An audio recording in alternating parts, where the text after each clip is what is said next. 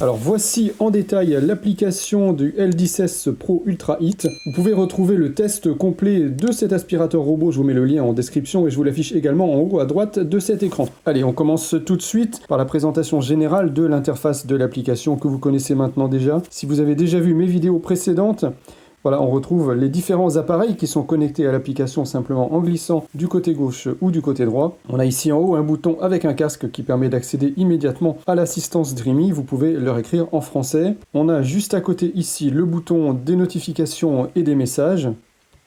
Et dans les trois petits points en haut à droite, c'est là qu'on ajoute un appareil ou qu'on partage l'appareil avec un autre utilisateur. Le partage d'appareil avec un autre utilisateur permet à cet utilisateur d'utiliser l'appareil exactement comme vous le faites personnellement. Donc par exemple, vous pouvez donner l'accès à votre femme ou à vos enfants. Ici, sur le côté droit, on a un petit bouton avec une caméra, puisque ce LD16 Pro Ultra Heat est équipé d'une caméra de vidéosurveillance. Alors comme le LD16 Pro Ultra Heat n'a pas de phare LED, il faut impérativement avoir de la lumière dans le domicile pour visualiser évidemment l'image. Alexa, allume la salle à manger. D'accord. Voilà, donc avec la lumière, on y voit tout de suite mieux. Cette application de vidéosurveillance va vous permettre de visualiser l'intérieur de votre habitat. Vous allez pouvoir vous déplacer comme je le fais actuellement avec les boutons. Vous allez pouvoir également définir un déplacement. Donc il faut cliquer sur la carte et vous allez sélectionner un endroit. Donc je vais sélectionner ici avec le point. Hop. Et je fais aller à, ça veut dire que le robot va aller directement à l'endroit sélectionné. Donc d'abord, il se positionne. Donc là, il est toujours en positionnement. Et là, il va se rendre à l'endroit que je lui ai demandé. Une fois arrivé à cet endroit, il fait un tour à 360 degrés pour vous montrer une vue panoramique. Ici à droite de l'écran, vous avez un bouton pour renvoyer le robot sur sa station de charge. Vous avez juste au-dessus un bouton avec une caméra qui vous permet d'enregistrer la séquence actuelle. Et encore au-dessus, un bouton avec un appareil photo qui vous permet de prendre une photo de l'image actuelle. Juste au-dessus, vous avez un bouton micro. Alors là, ça ne fonctionne pas parce que je suis en train d'enregistrer cette vidéo avec mon smartphone, mais le bouton micro va vous permettre de parler à votre interlocuteur, c'est-à-dire que le son va être diffusé dans le haut-parleur du robot, et puis il pourra vous répondre grâce au micro qui est intégré dans le robot, et donc vous allez pouvoir écouter ce qui se passe dans la maison, parler avec votre animal ou votre chien, ou avec quelqu'un d'autre si vous le souhaitez. En haut à droite, vous avez trois petits points.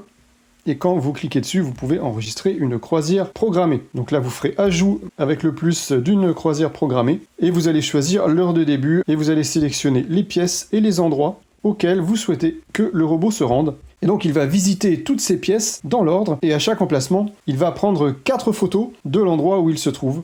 Voilà, c'est un peu comme une fonction gardiennage, c'est comme si vous aviez un gardien à la maison. Alors, est-ce que c'est vraiment utile ou pas? Ça, ce sera à vous de voir. Vous voyez que là, la croisière démarre puisque je l'ai fait démarrer à l'heure de maintenant. Donc là, comme je vous ai expliqué, il va se rendre aux différents endroits. Bon, là, on va l'arrêter. Comme je vous l'ai dit, on peut prendre une séquence vidéo. Donc là, j'enregistre la séquence vidéo. Vous voyez, j'enregistre. Vous avez un temps de 60 secondes maximum qui est décompté en haut. Donc j'arrête l'enregistrement. Et puis, on peut aller visualiser les enregistrements en cliquant ici sur le bouton en haut à droite.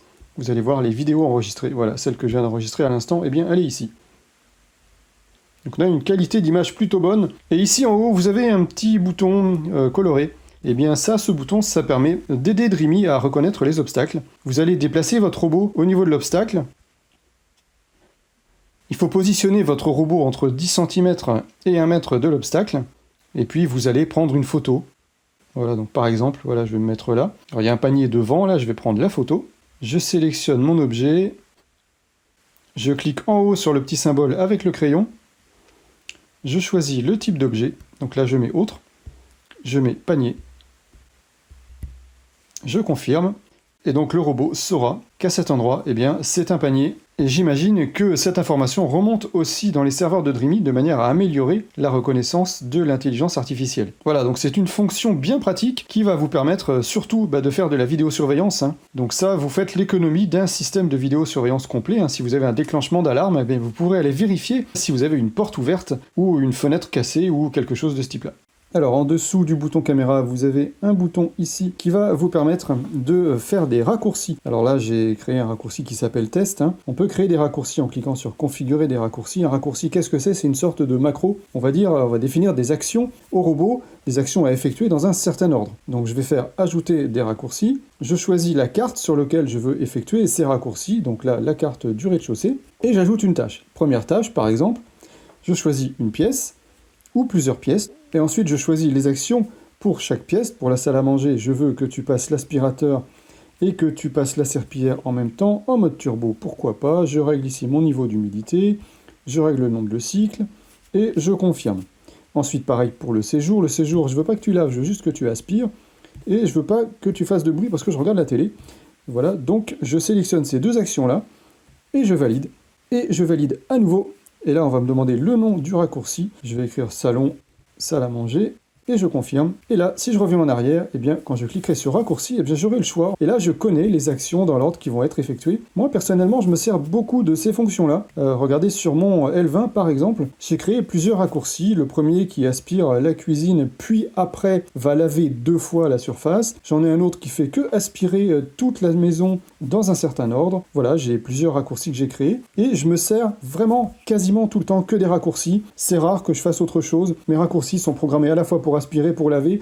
Comme je fais un petit peu toujours les mêmes actions toutes les semaines, eh bien, j'ai pas besoin de faire autre chose que ça. Et puis, je n'utilise pas le mode Clean Genius dont je vous parlerai un petit peu plus loin. Alors, on revient sur le L16 Pro Ultra Hit. Maintenant qu'on a vu les raccourcis, on va rentrer dans le robot. Donc, je clique simplement sur l'image du robot. Donc là, sur cet écran, vous avez plusieurs possibilités. Soit de faire un nettoyage total, puisque là, c'est marqué tout, vous voyez. Donc, dès que je vais lancer nettoyer, eh bien, ça va nettoyer l'intégralité de la surface, soit en mode Clean Genius. Le mode Clean Genius, on a le choix entre nettoyage de routine ou nettoyage en profondeur. Si vous cliquez sur le petit point d'interrogation à droite de Clean Genius, ça vous explique ce que c'est exactement entre mode de nettoyage de routine. Ça veut dire qu'il va nettoyer normalement toutes les pièces, et dès qu'il détecte une zone qui est sale, comme la zone rouge ici, il va laver une deuxième fois. Et puis le nettoyage en profondeur, eh bien c'est la même chose, sauf que en plus, il va nettoyer certaines zones qui sont susceptibles d'être sales de manière plus approfondie, comme par exemple autour de la table de salle à manger. Et puis s'il détecte à la fois aussi une zone sale, eh bien il va relaver cette zone sale, comme la zone ici en bas à gauche.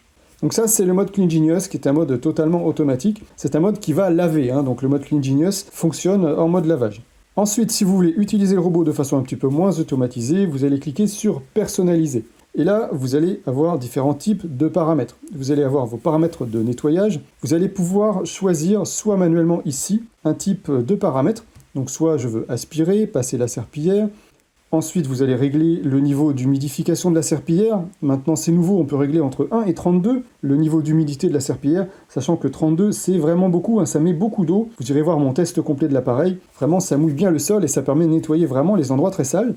Vous allez pouvoir également régler la zone, ici, maximum, de retour à la base après avoir nettoyé. Donc là, par exemple, si je mets 35 mètres carrés, eh bien, il ira laver sa serpillière tous les 35 mètres carrés. Vous pouvez également sélectionner avec un temps en minutes. Au bout de, mettons, 20 minutes, eh bien, il retournera laver ses serpillières. Ou alors, vous pouvez dire qu'à chaque pièce lavée, eh bien, il retournera laver ses serpillières. Moi, je me mets ici, en général, sur 15 mètres carrés pour avoir un bon lavage et de manière à avoir des serpillières qui ne vont pas trop se salir. Mais c'est bien d'avoir une grande surface comme ça parce que vous allez pouvoir laver, par exemple, votre étage s'il n'y a pas la base qui est présente à l'étage. Ensuite, itinéraire. On a soit l'itinéraire rapide, qui va faire simplement l'intérieur de la pièce. L'itinéraire standard, il va commencer par faire le tour de la pièce, ensuite il va laver le centre. Le nettoyage intensif, là il va faire le tour de la pièce, puis il va faire le centre de la pièce avec des espacements beaucoup plus rapprochés entre ces parallèles. Et en profondeur, eh bien, ils sont encore beaucoup plus rapprochés, ces espacements entre chaque parallèle du robot. Et puis si vous choisissez ici à droite personnaliser le nettoyage des pièces, eh bien là, vous allez pouvoir définir le type de nettoyage pour chaque pièce. Par exemple, je vais faire définir, je vais cliquer sur salle à manger, et là, salle à manger, eh bien, mon mode de nettoyage, c'est aspirateur standard une fois. Si je clique sur séjour, le séjour, c'est pareil, aspirateur standard une fois. Et je peux le changer. Par exemple, cuisine, eh bien cuisine, là je lui ai dit, cuisine, tu aspires et tu passes la serpillière en mode standard d'aspiration, avec une forte humidité, puisque la cuisine est souvent très sale, et tu ne passes qu'une fois, tu pourrais également passer 2 fois. Et pour chaque pièce, eh bien, je pourrais donc choisir le type de nettoyage que je souhaite, ce qui fait que le robot pourra nettoyer l'intégralité de la surface, et il saura à l'avance qu'est-ce qu'il doit faire dans chaque pièce. Maintenant, si vous souhaitez ponctuellement nettoyer que quelques pièces, vous allez cliquer ici sur pièces. Et là, vous allez sélectionner une ou plusieurs pièces dans un certain ordre. Vous allez cliquer sur paramètres de nettoyage. Vous allez soit utiliser le paramètre de nettoyage des pièces que vous avez défini préalablement pour chaque pièce, sinon vous allez pouvoir choisir simplement de passer l'aspirateur par exemple. Allez, en mode turbo. La puissance max plus ici, eh bien c'est la puissance maximum de l'aspirateur, c'est les 7000 pascal.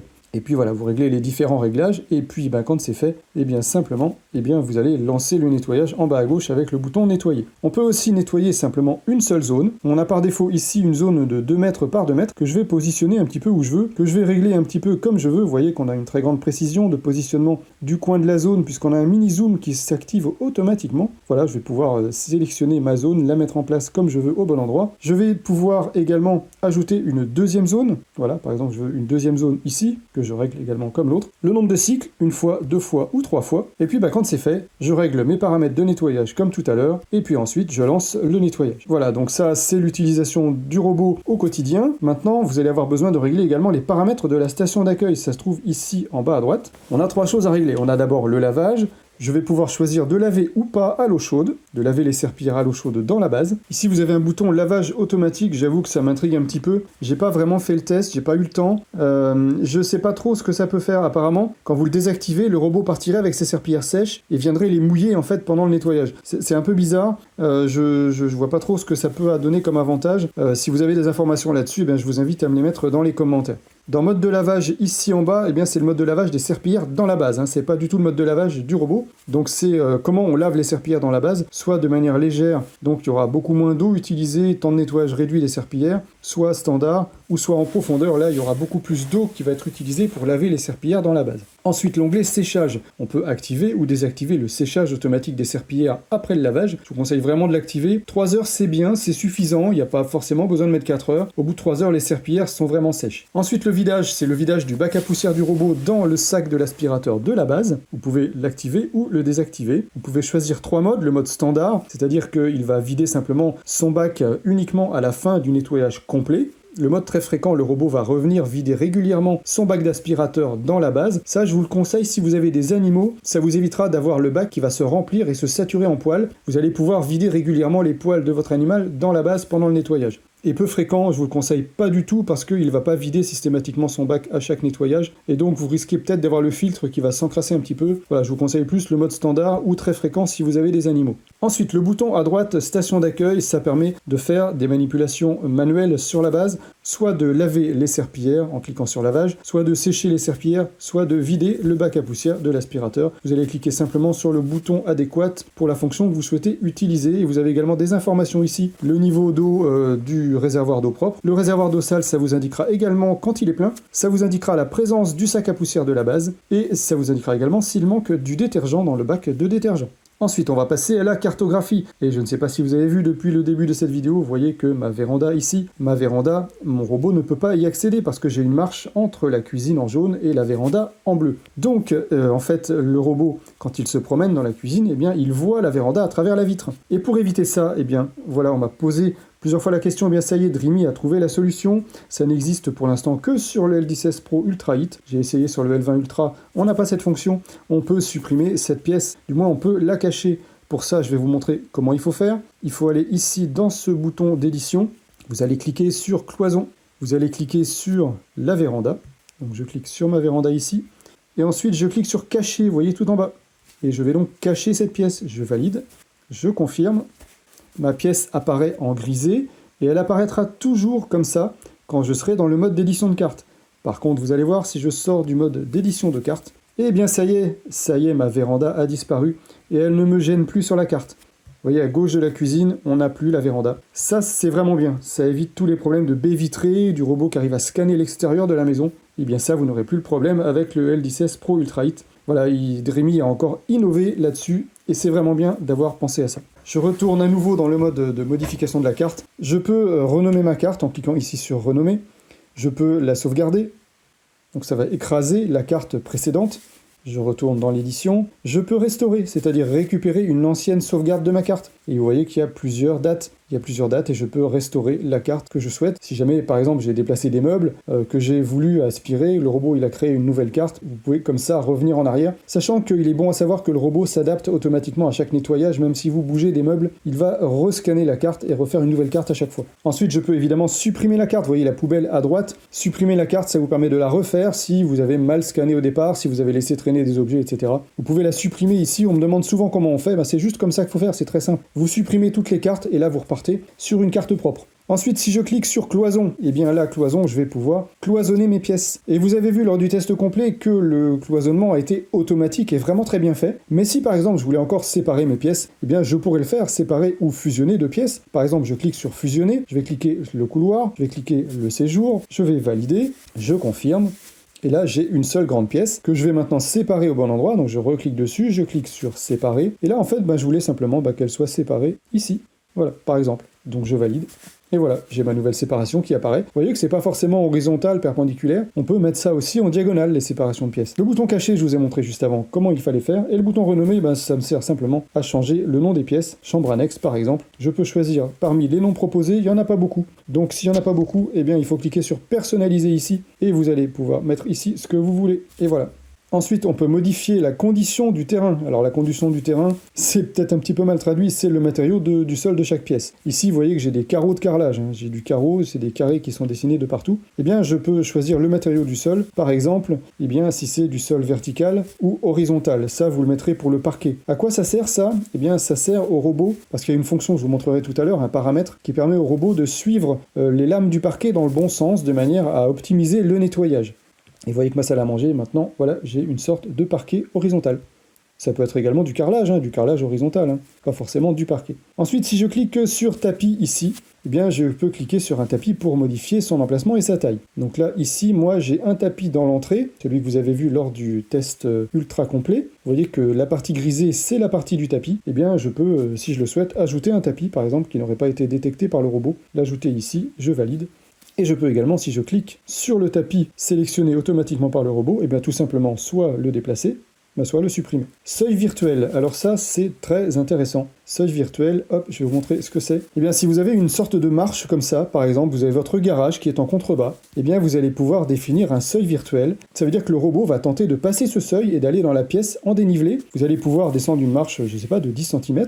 Et puis, comme ça, évidemment, le robot ne pourra plus remonter, mais au moins, il pourra nettoyer l'intégralité de votre rez-de-chaussée, plus le garage. Et évidemment, quand vous rentrerez le soir chez vous, vous allez récupérer le robot manuellement dans le garage. Donc ça permet en fait de désactiver les capteurs de vide du robot juste à l'endroit où vous souhaitez qu'il descende un dénivelé. Ensuite, si je clique sur ce bouton-là ici avec le petit œil, eh bien, je vais choisir ici ce que je souhaite afficher sur ma carte. Donc, si par exemple, je veux uniquement afficher les préférences de nettoyage, vous voyez que dans la carte derrière, la carte est beaucoup plus claire maintenant, il n'y a plus grand-chose de marqué dessus. Donc là, on voit simplement l'ordre de nettoyage des pièces que j'ai défini tout à l'heure. Et bien donc là, je peux ajouter les différentes icônes que je souhaite. Je peux aussi faire pivoter la carte de 90 degrés dans un sens ou dans l'autre. Je peux afficher la carte 3D. Alors ça, je trouve ça vraiment gadget. Est-ce que c'est vraiment utile? Je ne sais pas. Vous voyez que j'ai ajouté du parquet tout à l'heure dans la pièce, le sol horizontal, ou ce que je vous ai montré à l'instant. On voit la base, on voit la base qui est là. Effectivement, c'est bien là que je l'ai positionné. On voit une table qui a été reconnue ici. Bon, le fait est que c'est pas une table rectangulaire que j'ai, c'est une table ronde et en plus elle est au centre de la pièce. Donc là, elle n'est pas forcément bien positionnée. Bon, honnêtement, je vois pas trop l'intérêt de ce menu carte 3D. Voilà, je vous montre simplement qu'il est là.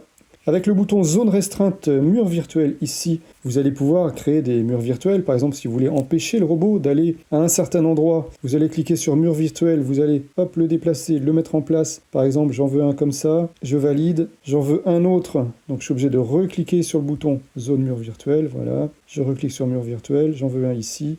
Je valide, ça va empêcher le robot, bien tout simplement, d'aller dans cette zone. Il ne pourra pas aller dans le coin de cette pièce. Ou sinon, vous pouvez créer des zones interdites de nettoyage, comme ça. Donc c'est les zones interdites de nettoyage, vous ne pourrez ni aspirer, ni laver. Voilà, vous réglez la taille de la zone comme vous voulez. Et puis la zone interdite de laver, ça c'est uniquement pour le lavage. Vous pourrez aspirer mais pas laver. Donc par exemple ici, vous voyez qu'il y a des couleurs différentes pour les différentes zones. En violet pour les zones interdites de laver et en rouge les zones interdites de nettoyage. Et puis les meubles, ici le bouton meuble, vous allez pouvoir ajouter des meubles, canapé, table, chaise. Vous allez les positionner où vous voulez, à quel endroit. Voilà, bon là c'est pareil, c'est comme la carte 3D, j'en vois pas trop l'intérêt. Et ensuite le bouton séquence de nettoyage, et bien c'est là que vous allez définir l'ordre de nettoyage de vos pièces. On peut glisser, changer l'ordre.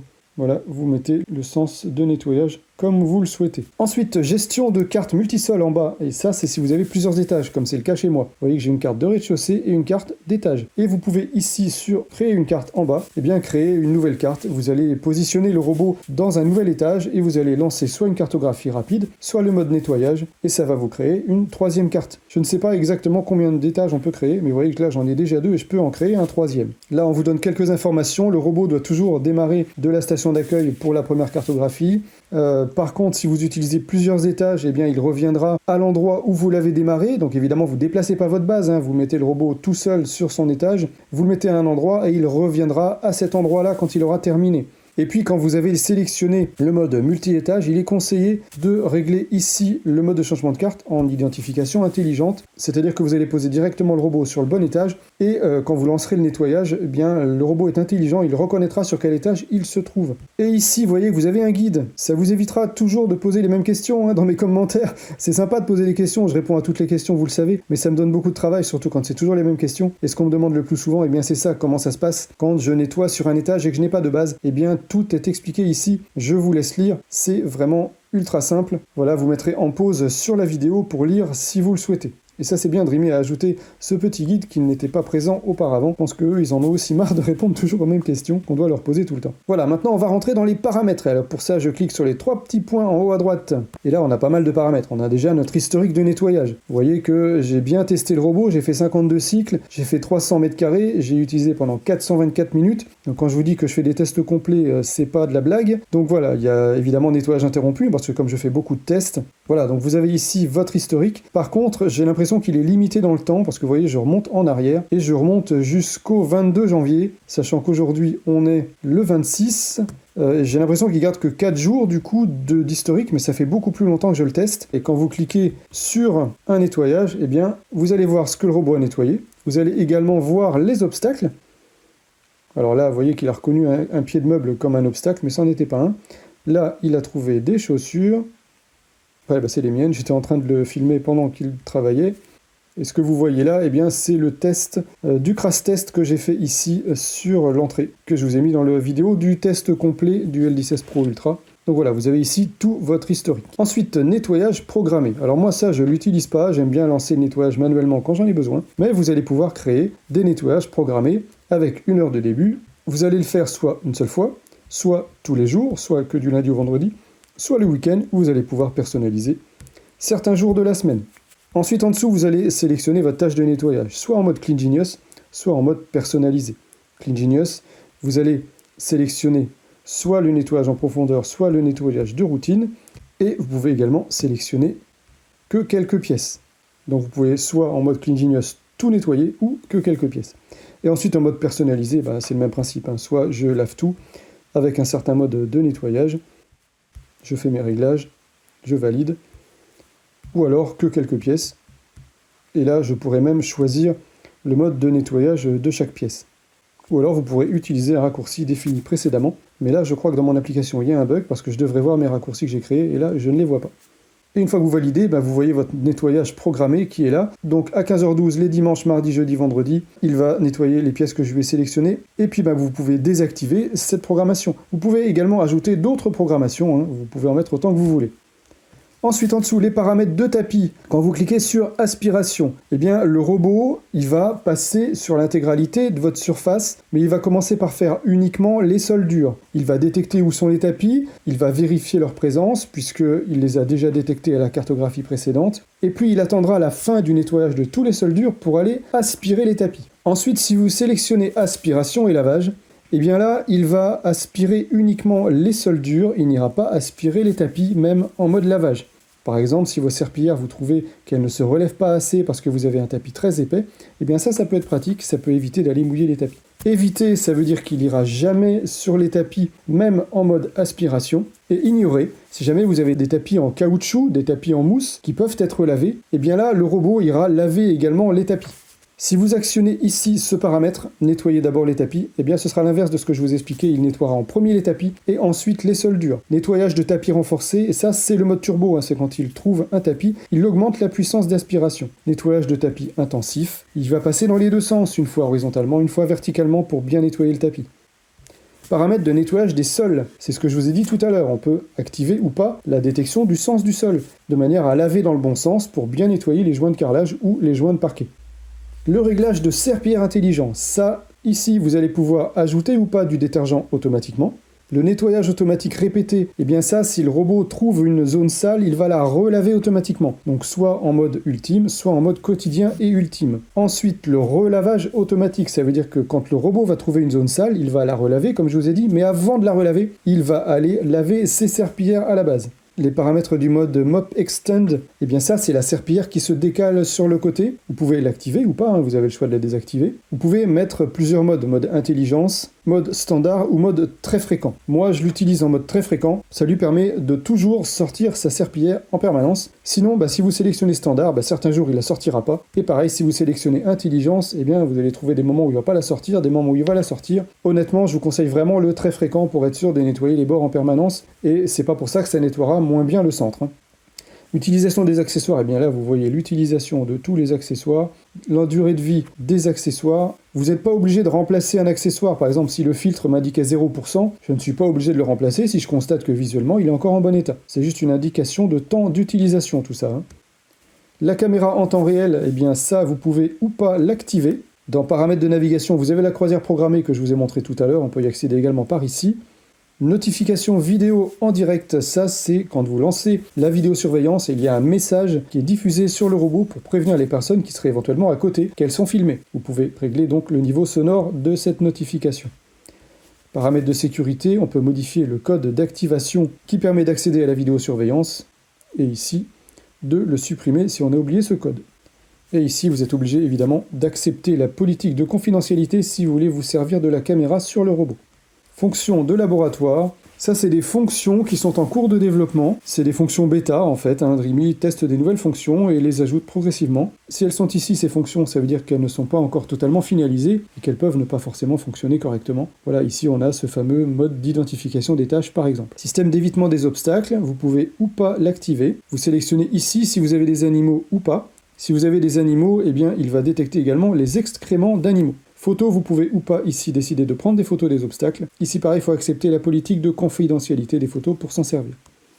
La gestion du robot, le verrouillage enfant, ça verrouille évidemment les boutons du robot. Le mode DND, Do Not Disturb, ça veut dire ne pas déranger. Je ne veux pas être dérangé entre 22h et 8h par exemple. Vous pouvez évidemment régler les heures de début et de fin. Le mode d'évitement des collisions, ça c'est le mode qui permet au robot de ne pas frotter les meubles, de vraiment les éviter au maximum pour éviter de rayer, de frotter vos meubles quand vous avez des meubles fragiles. Il faut vraiment activer cette fonction-là. Par contre, je vous conseille de commencer en le désactivant et de bien surveiller le robot parce que ça permet vraiment d'aller laver au plus proche des murs. Vous avez vu dans mon test complet qu'en le désactivant, on va beaucoup plus près des murs quand on lave avec les serpillères. Ici, la carte Wi-Fi permet de visualiser le niveau de votre puissance Wi-Fi dans votre domicile. Alors moi, mon routeur, il n'est pas là, il est ici. Voilà, donc c'est pour ça qu'on a une zone bleu foncé en haut à droite, et puis qu'évidemment, c'est de plus en plus clair vers le bas. Ça permet de vérifier que le robot capte bien le Wi-Fi en permanence dans la maison, puisque quand vous le commandez, ça passe par le Wi-Fi. Télécommande, ça sert tout simplement à bouger le robot manuellement. Ça, personnellement, je ne m'en sers pas. Gestion de la batterie. On a le bouton ici qu'on connaissait déjà, reprendre le nettoyage. Évidemment, quand le robot est en panne de batterie, il va se recharger et il ressort automatiquement pour finir son nettoyage. Mais vous pouvez le désactiver si vous le souhaitez. Et ce qui est nouveau, c'est la charge en période creuse. Vous allez pouvoir régler 1 heure de début, 1 heure de fin pour vos périodes creuses et le robot chargera donc à la puissance maximale pendant ces heures de période creuse. Mais par contre, il ne chargera pas au maximum quand il sera en période pleine. Il va charger jusqu'à 30% et arrêter la charge. Et aussi, il va garder une puissance minimum de charge de manière à éviter que la batterie se vide puisque comme il est connecté au Wi-Fi, il consomme un petit peu d'énergie. Dans plus de fonctions, on a le fuseau horaire, les notifications qu'on peut ou pas activer ou désactiver. C'est de notifications que vous recevez en mode push sur votre téléphone. Voix et volume, vous allez sélectionner ici le volume du robot. Vous allez sélectionner la langue, c'est mieux de choisir le français. Vous allez sélectionner l'unité de superficie, le mètre carré. Ici, ça permet de tester les différents systèmes de vidange, d'arrivée d'eau, etc. Ça, c'est pour le kit d'alimentation automatique en eau. Sinon, vous allez pouvoir vider le réservoir d'eau du robot. Si vous ne l'utilisez pas pendant une longue durée, c'est évitera qu'il y ait du calcaire qui se dépose à l'intérieur du robot. Ça permet aussi de vider le réservoir du robot si jamais vous avez besoin de l'envoyer par la poste, par colis, pour éviter que de l'eau vienne s'échapper à l'intérieur du robot. Et puis nettoyer la base planche à la main. Comme il n'y a plus de bouton sur la base, eh bien vous allez utiliser ce menu pour envoyer de l'eau dans la base, et ensuite vous allez frotter, et puis ensuite l'eau va être réaspirée automatiquement. Toutes les étapes sont décrites ici en détail. Donc je vous laisserai passer la vidéo au ralenti si vous souhaitez en savoir plus sur ces différentes étapes. Ensuite, on peut changer le nom de l'appareil, on a ici accès à l'aide, on peut télécharger le manuel, on a pas mal d'infos, on a le mail du SAV. Partage sur dispositif, eh bien c'est là que vous allez pouvoir partager votre appareil soit avec votre femme, soit avec vos enfants, etc.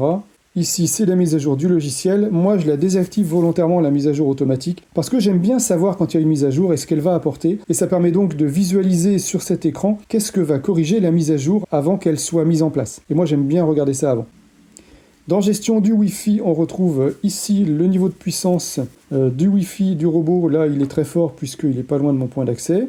Dans suggestions, vous allez pouvoir écrire des messages à Dreamy, leur suggérer des choses, par exemple. Voilà, vous faites ça ici. Dans réglages supplémentaires, on n'a pas grand-chose. On peut ajouter un raccourci à l'écran d'accueil, par exemple. Voilà, on a fait le tour de cette application vraiment en détail. J'espère que je n'ai rien oublié. Si c'est le cas, n'hésitez pas à me poser une question en commentaire, j'y répondrai. Et puis, je vous invite à consulter le test complet de ce L10S Pro Ultra Hit. Je vous mets le lien ici, cliquez dessus et on se retrouve là-bas tout de suite.